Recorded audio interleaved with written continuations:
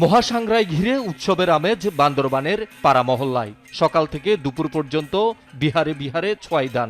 এরপর বৌদ্ধ বিহার থেকে শোভাযাত্রার মাধ্যমে বৌদ্ধমূর্তি স্নান করানোর জন্য নেওয়া হয় উজানিপাড়া শঙ্খ নদীর খেয়াঘাটে।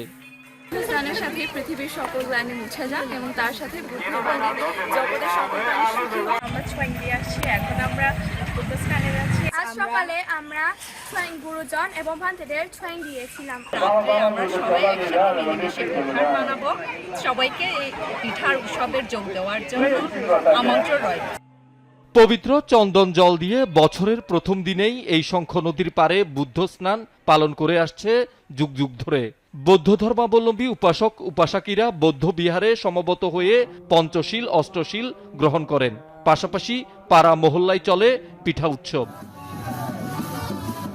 মারমাদের সাংগ্রাই উপলক্ষে সকালে খাগড়াছড়ির পানখাইয়া পাড়ায় মারমা উন্নয়ন সংসদের উদ্যোগে বর্ণিল আনন্দ শোভাযাত্রা শহরের বিভিন্ন সড়ক প্রদক্ষিণ করে। পরে সেখানে উৎসবমুখর পরিবেশে অনুষ্ঠিত হয় মৈত্রী জলবর্ষণ ও সাংস্কৃতিক অনুষ্ঠান। নাচ গান ও পানি খেলায় মেতে উঠেন মারমা তরুণ তরুণীরা। শহীদুল সুমন, যমুনা নিউজ।